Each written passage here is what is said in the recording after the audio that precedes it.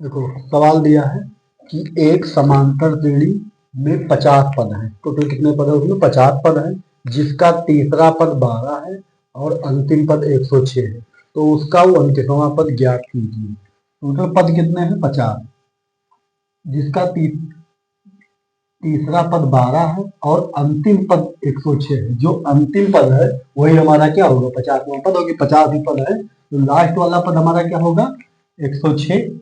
यानी A50 जो हमारा दिया है वो कितना दिया है? 106। और दिया है, ये हम दिया है तीसरा पद 12 है, यानी A3 कितना दिया है? 12। हमें 29 ज्ञात करना है। क्या ज्ञात करना है?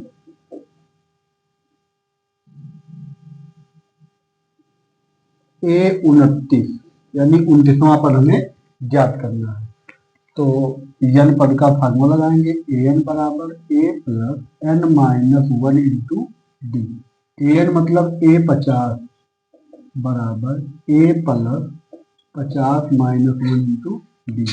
A50 दिया 106, a प्लस 49 डी। ये हो गया समीकरण एक। फिर दूसरा है A12, तो an बराबर a plus n minus 1 into D, यानी हो जाएगा ये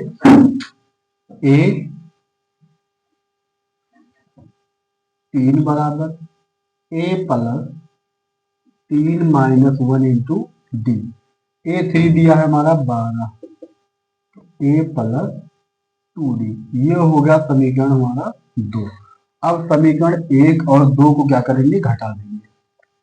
समीकरण 1 से समीकरण 2 को घटाने पर समीकरण 1 दिया है a प्लस 49d बराबर 106। ये दिया है a प्लस 2d बराबर 12। ये हमारा हो जाएगा कैंसिल। 49 में 2 घटाएं कितना बचेगा? 47d। और ये 4 10 लेंगे, d बराबर 94 बटा 47। तो 47 दूना 94। डी का मान हमारा आ गया 2। अब डी का मान आ गया, डी का मान चाहे एक समीकरण में चाहे 2 में रख दो। डी का मान समीकरण 1 में रखने पर एक दिया है हमारा ये प्लस 49d बराबर 106। तो a प्लस 49 गुणे d का मान आया है 2, 106। 49 दोनों हो जाएगा 98।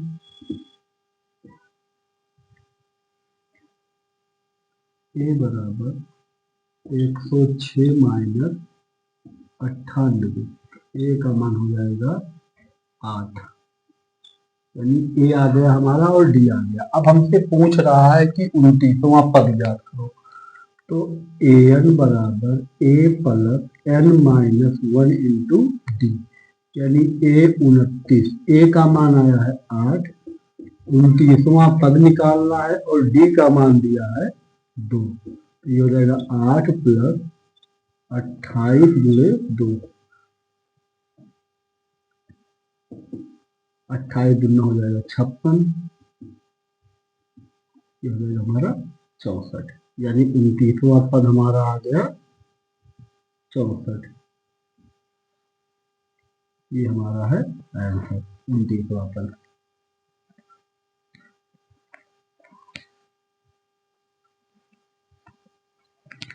देखो ये सवाल दिया है कि एक आदमी ने 3250 रुपए लोन लिया। उसने पहले महीने में 20 रुपए दिए और फिर प्रतिमाह 15 रुपए बढ़ाता गया, तो वह कितने समय बाद लोन चुकता कर देगा? मतलब टोटल लोन जो लिया है उसका मतलब क्या हुआ कि योगफल एस एन एन, योगफल कितना? ₹3250। पहले महीने में 20 रुपए दिया, मतलब वो पहला पद हो जाएगा कितना 20। फिर 15 रुपया बढ़ाता गया, इसका मतलब का डी का मान हो गया हमारा 15, तो डी बराबर हो गया हमारा 15। अब कह रहा है कितने वर्षों में चुकाएगा, एन बराबर क्वेश्चन मार्क। ठीक, फार्मूला लगाएंगे पदों का योगफल वाला, तो एस एन बराबर n/2 2a plus n-1 into d. S n 3250 n/2 2 into a का मान दिया है 20 n-1 और डी का मान दिया है 15।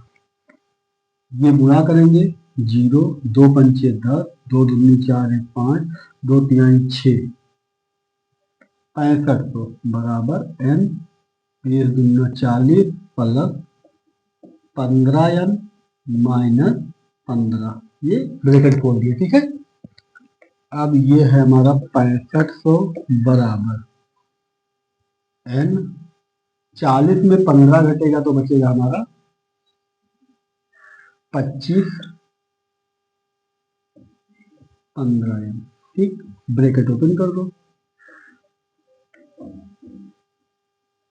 ये हो जाएगा 25n प्लस 15n स्क्वायर। 65 इधर लेके आएंगे, इधर 0 बचेगा, तो ये हमारा बन जाएगा द्विघात समीकरण, यानी 15n स्क्वायर प्लस 25n और माइनस 6500 बराबर 0। अब देखो इसमें हम कॉमन पहले देखेंगे, तो यहाँ पे हमारा 5 कॉमन है, तो 5 ले लेंगे हम कॉमन, तो ये बचेगा 3n square plus 5n minus 13 पचे 65 यानी 1300 बराबर 0। ये 0 के नीचे आएगा 0 हो जाएगा, यानी 3n square plus 5n minus 1300 बराबर 0। अब देखो 13 तिया 39, यानी गुणा करने पे आए 3900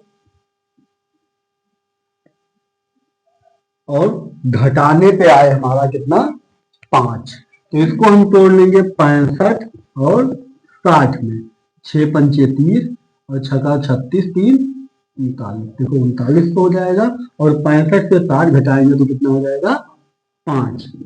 अब इसको हम तोड़ लेंगे 65 और 60, 3n square plus 65n minus 60n minus 1300 बराबर 0। 2 2 में कॉमन देखेंगे, देखो इसमें कुछ कॉमन नहीं, केवल n कॉमन है, गिनती कॉमन है नहीं, तो बचेगा 3n प्लस 65 माइनस, देखो यहाँ पे क्या कॉमन है, तो यहाँ पे हमारा 20 कॉमन है, जब 20 कॉमन है तो यहाँ बचेगा 3n और माइनस माइनस गुणा हो जाएगा प्लस, ये बचेगा हमारा 65 बराबर 0। तो 3n प्लस 65 और n माइनस 20 बराबर 0। यहाँ हम ले लेंगे n माइनस 20 बराबर 0, तो n बराबर कितना हो जाएगा 20, यानी कितने वर्षों बाद वो चुका देगा, तो 20 वर्ष बाद, अतः 20 वर्ष बाद लोन चुकता कर देगा, 20 वर्ष के बाद।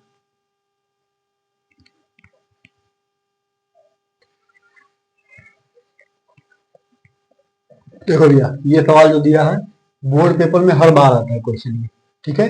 2 अंकों की एक संख्या और उनके अंकों को पलटने से बनी संख्या का योगफल 66 है।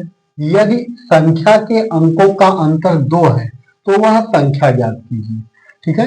2 अंकों की संख्या, अच्छा 2 अंकों की संख्या जो होती है, जैसे मान लो 25 हो गया, ठीक, तो यह इसी तरीके से पढ़ते हैं, ये हमारा क्या है इकाई और ये है हमारा दहाई, ठीक। तो इकाई वाला जो होता है वो तो यही सिंगल रहता है, लेकिन दहाई वाले को हम लोग 10 से गुणा करके बोलते हैं, कि दहाई पे है तो 10 से गुणा, तभी तो होगा ये 10 दूना 20 प्लस 5, यानी मिलाने के बाद ये क्या होगा 25, यानी दहाई वाले अंक को हम 10 से गुणा किए रहते हैं। अब इसी तरीके से हम अंक मानेंगे, माना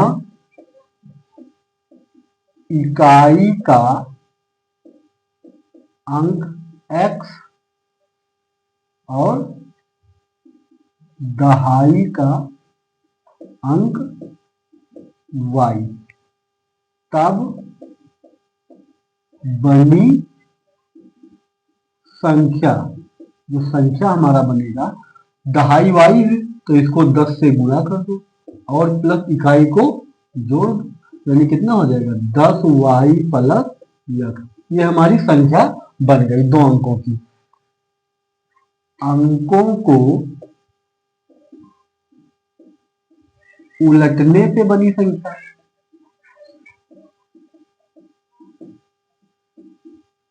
इनके अंकों को आपस में पलट देंगे तब बनेगा हमारा ये 10x प्लस y। अब लिखेंगे हम क्या, प्रश्नानुसार।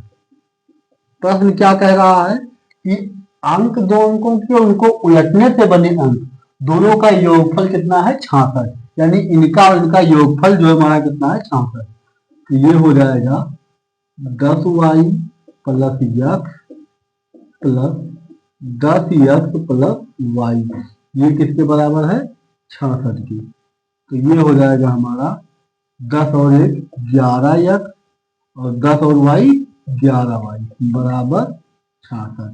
11 यहाँ हम कॉमन ले लेंगे तो x प्लस y बराबर 66, तो x प्लस y बराबर 66 बटे 11, 11 छक्के 66, तो x प्लस y हो गया हमारा 6, ये हो गया समीकरण 1। अब देखो पुनः प्रश्नानुसार, दोबारा प्रश्न क्या कह रहा है, यदि संख्या के अंकों का अंतर, संख्या के अंकों का अंतर, अंक इसका x y तो माने हैं, इनका अंतर 2 है, इसका मतलब क्या हुआ कि x माइनस y जो है किसके बराबर है 2 के। भाई x अंक 1 है और दहाई का अंक ये है, तो इकाई दहाई को जो अंतर है वो कितना दिया है 2 दिया है, समीकरण ये हो गया हमारा 2। अब देखो समीकरण 1 और 2 को हम जोड़ देंगे, समीकरण 1 व समीकरण 2 को जोड़ने पर x प्लस वाई बराबर 6 और x माइनस वाई बराबर 2, y कैंसिल, 2x बराबर 8, x बराबर 8 बटे 2, 2 चौक 8, x बराबर कितना आ गया 4।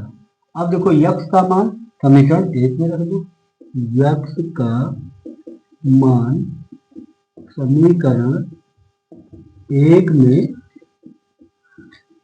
रखने पर समीकरण 1 दिया है हमारा x प्लस वाई बराबर 6, यानी 4 प्लस वाई बराबर 6, y बराबर 6 माइनस 4, यानी y का मान आ गया हमारा 2। अब देखो जो संख्या बनी थी तब बनी संख्या बराबर, संख्या क्या था 10y प्लस x, यानी 10 गुणे y का मान कितना है 2 और प्लस x का मान है 4, यानी 10 दूना 20 और प्लस 4 कितना हो गया ये 24। अगर इसके अंक को पलटेंगे तो कितना हो जाएगा, तब हो जाएगा हमारा 42। अंकों को उलटने पर बनी संख्या, तो हो जाएगा हमारा 24 का उल्टा हो जाएगा 42।